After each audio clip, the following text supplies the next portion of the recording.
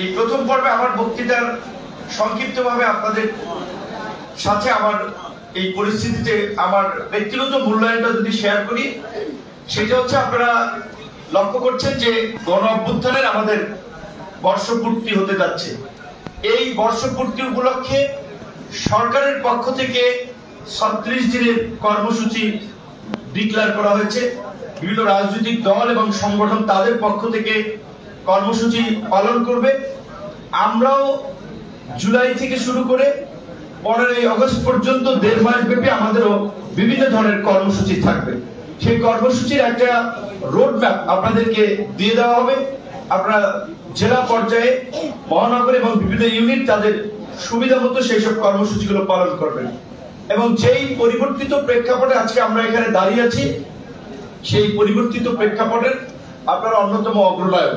আপনাদের সংগঠন এই অধিকার পরিষদ, ছাত্র অধিকার পরিষদ, যুব অধিকার পরিষদ, শ্রমিক অধিকার পরিষদ, গণ অধিকার পরিষদের অসংখ্য নেতা কর্মী 2018 সালের এই ছাত্র আন্দোলনের মধ্যে দিয়ে যেই সংগঠনের যাত্রা, সেই থেকে অদ্যাবধি অসংখ্য মানুষের আত্মত্যাগ রয়েছে, তাদের রক্তদান রয়েছে। এবং এই জুলাই গণ অভ্যুত্থানে আপনারা জানেন যে আমাদের প্রায় 14 জন সহযোদ্ধা শহীদ হয়েছে। অল্প সময়ের একটা সংগঠন তাদের সক্রিয় এবং সরব ভূমিকার ফলেই এই গণ অভ্যুত্থানে একটা প্রেক্ষাপট তৈরি হয়েছে। এবং এই গণ অভ্যুত্থানকে এই পর্যায়ে আনার জন্য তাদের আন্দোলন সংগ্রামের পাশাপাশি শেষ পর্যন্ত তাদের অনেককে জীবনও দিতে হয়েছে, সেটা আপনারা জানেন। সুতরাং সেই জায়গা থেকে যেই ফ্যাসিবাদের বিরুদ্ধে আমরা লড়াই করেছি, সংগ্রাম করেছি, ভবিষ্যতে সেই ধরনের ফ্যাসিবাদ যেন এই দেশে তৈরি না হয় এবং পতিত ফ্যাসিবাদ যেন এই দেশে পুনর্বাসন না হয়, সেজন্য আমি মনে করি আমাদের দায়িত্ব অন্যান্য রাজনৈতিক দল, নাগরিক সমাজ সহ এক সোচ্চার ভূমিকা পালন করা। কারণ আপনারা ইতিমধ্যেই শুনতে পাচ্ছেন বিভিন্ন নামে বেনামে দেশি বিদেশি তৎপরতা এবং চাপে আওয়ামী লীগকে বিকল্প নামে রাজনীতি করার একটা সুযোগ দেওয়ার অপচেষ্টা চলছে। গণ অধিকার পরিষদের পরিষ্কার অবস্থান, এই গণহত্যার দায়ের, এই গণহত্যার পরেও, এই মানবতা বিরোধী অপরাধের পরেও আওয়ামী লীগ নামে এদেশের কোন রাজনৈতিক দল রাজনীতি করার অধিকার রাখে না। আমরা শুধুমাত্র এককভাবে নয়, এই দাবির পক্ষে আরো জনমত গঠন করার জন্য অপরাপর রাজনৈতিক দল সংগঠনের সাথে কেন্দ্রীয় পর্যায় থেকে আমরা আলাপ আলোচনা চালাচ্ছি। জেলা পর্যায় থেকে আপনারা অন্তত এই ফাঁসিবাদের প্রশ্নে যেন একটা আপসহীন ভূমিকা, ঐক্যবদ্ধ ভূমিকা পালন করতে পারেন অপরাপর সংগঠন এবং দলের সাথে গত 16 বছরে তাদের যে বিভৎসতা, তাদের যে নির্মমতা, সেগুলো আলোচনা করবেন।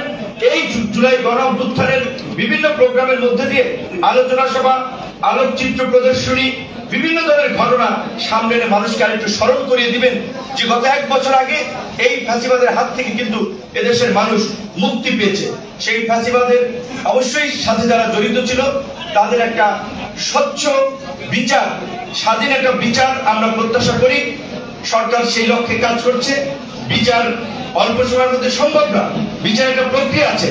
আপনারা শুনেছেন যে লন্ডনে বাংলাদেশের একটি প্রধান রাজনৈতিক দল তার প্রধানের সাথে মিটিং এ প্রধান উপদেষ্টা কিন্তু পরিষ্কার ভাবেই বলেছে যে বিচার এবং সংস্কারকে যদি এগিয়ে আনা যায় কিংবা কাঙ্ক্ষিত অগ্রগতি হয়, তবেই ফেব্রুয়ারিতে নির্বাচন হতে পারে। নির্বাচন ফেব্রুয়ারিতে হোক, ডিসেম্বরে হোক কিংবা এপ্রিলে হোক, নির্বাচন নিয়ে আমি মনে করি এই বিপ্লবীদের, এই গণ অভ্যুত্থানের অংশীদার হিসেবে গণ অধিকারের এখনই মাথা ব্যথা থাকা উচিত নয়। আমরা পরিষ্কারভাবে মনে করি নির্বাচনের আগে এই বিচারের কার্যকর অগ্রগতি এবং আমরা যে পরিবর্তনের জন্য লড়াই করেছি, সেই পরিবর্তনের জন্য সংস্কার এবং বিচারের দিকেই আমাদের সবচেয়ে বেশি গুরুত্ব আরোপ করা দরকার, আমাদের জোরালো অবস্থান থাকা দরকার। তাই পরিষ্কারভাবেই আমরা আপনাদেরও মতামত জানতে চাই যে এই সমস্ত বিষয়ে আপনাদের মতামতটা কি। যেই কারণেই কিন্তু আপনাদেরকে এইখানে আজকে ডাকা হয়েছে। আপনারা ইতিমধ্যেই লক্ষ্য করছেন জাতীয় ঐক্যমত্য কমিশনের আলোচনায় আপনার রাষ্ট্র সংস্কারের বিভিন্ন গুরুত্বপূর্ণ বিষয় নিয়ে আলোচনা হচ্ছে। সেখানে বেশিরভাগ রাজনৈতিক দল একমত যে আজকে শেখ হাসিনা একাধিকবার তারা ক্ষমতায় থেকে দেশকে স্বৈরতন্ত্রের দিকে নিয়ে গেছে। ভবিষ্যতে যেন শেখ হাসিনার মতো কোনো স্বৈর শাসক তৈরি না হয়, সেজন্য 2 মেয়াদ কিংবা